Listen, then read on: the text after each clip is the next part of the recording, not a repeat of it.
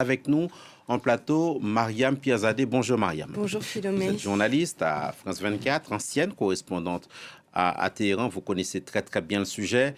C'est une page qui se tourne aujourd'hui en Iran avec la mort d'Ali Khamenei.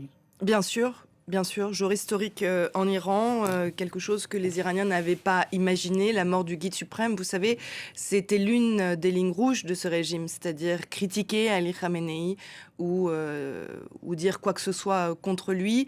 On a vu ces célébrations de joie spontanée dès l'annonce des médias israéliens sur la mort d'Ali Khamenei.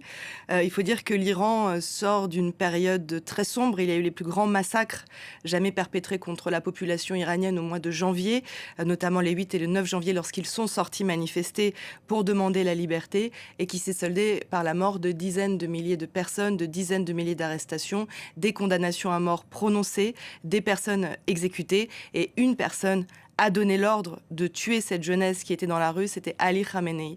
Donc effectivement, de la joie très forte, spontanée, mais également ceux qui pleurent cette figure, puisqu'il était le véritable dirigeant de la République islamique, dirigeant depuis plus de 36 ans, quelqu'un qui n'était pas amené d'ailleurs à remplacer Rouhollah Khomeini à sa mort en 1989, mais qui avait réussi à allier autour de lui les gardiens de la Révolution. Et d'ailleurs, tout le monde pensait que sa mort allait être un point de bascule, et on est dans ce point de bascule. On va parler tout à l'heure, peut-être Mariam, de son parcours et aussi de son bilan. Mais pour en revenir aux réactions, Siavash Ghazi nous expliquait tout à l'heure qu'il y avait effectivement ces réactions de joie, mais aussi des réactions de colère. Il a parlé de deux Irans. C'est un peu votre lecture, votre sentiment ?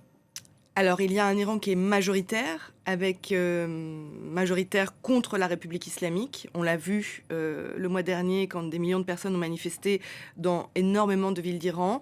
Et l'Iran minoritaire qui soutient encore ce régime, qui sort manifester de manière, voilà, pour manifester son soutien au régime, excusez-moi.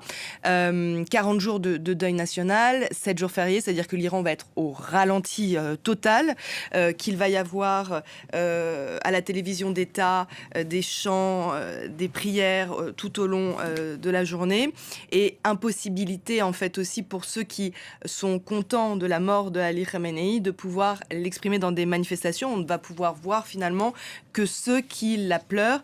Deux Irans, bien sûr, deux Irans irréconciliables sûrement.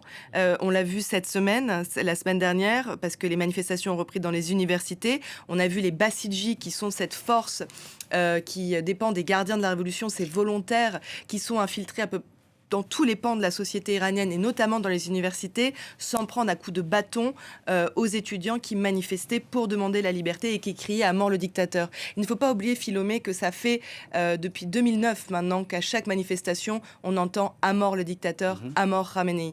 Et donc ça, c'est voilà, important. C'était quelque chose de nouveau.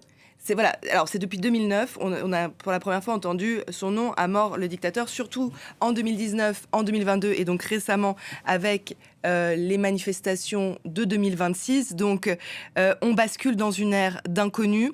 La mort d'Ali Khamenei était impensable, mais c'est vraiment, je tiens à insister, c'est vraiment ce point de bascule. Tout peut arriver à présent. Et d'ailleurs, quand on me posait la question en 2022, est-ce que le régime peut tomber après les manifestations suite à la mort de Mahsa Amini, je disais la même chose. Tout va se passer à la mort du guide suprême. On y est. Voilà, donc on va voir ce qui va se passer maintenant. Après cette annonce, Téhéran promet un triumvirat qui serait dirigé par le président actuel, Massoud Pezeshkian. Est-ce que la manœuvre, Mariam Piazadeh, n'est pas mornée, étant donné que cette guerre déclenchée par Israël et les États-Unis ne fait visiblement que commencer ? Alors la guerre va être longue. Après, vous savez, Ali Khamenei savait qu'il était menacé. D'ailleurs, il avait nommé dès le mois de juin dernier, au moment de la guerre des 12 jours, 3 successeurs à son poste. Donc les Iraniens, la République islamique s'est préparée à ce moment de mourir en martyr pour le guide suprême. C'est comme ça qu'on dit en Iran. Il est mort en martyr. C'est comme ça que la télévision d'État a annoncé. Ce triumvirat est officiellement annoncé.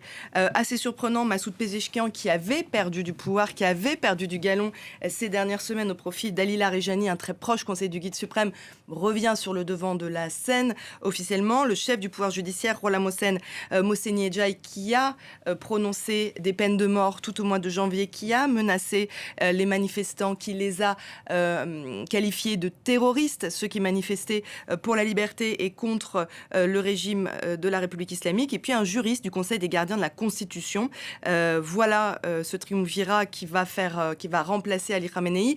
Reste à savoir si ce système de guide suprême qui existe depuis 1979 et la révolution islamique, ce qu'on appelle le Velayat e Farir, c'est-à-dire que c'est un homme qui représente le pouvoir de Dieu sur terre, va perdurer après la mort de Ali Khamenei. Ali Khamenei n'est que le deuxième, en fait, guide suprême de la République islamique. Est-ce qu'on ne va pas évoluer vers une autre gouvernance pour l'instant de la République islamique? Est-ce que les gardiens de la révolution, par exemple, qui détiennent toute l'économie de l'Iran, dont Ali Khamenei s'était assuré le soutien sans faille, ne vont pas prendre davantage de pouvoir? Voilà, il y a beaucoup de questions sur la table ce matin et beaucoup de possibilités aussi.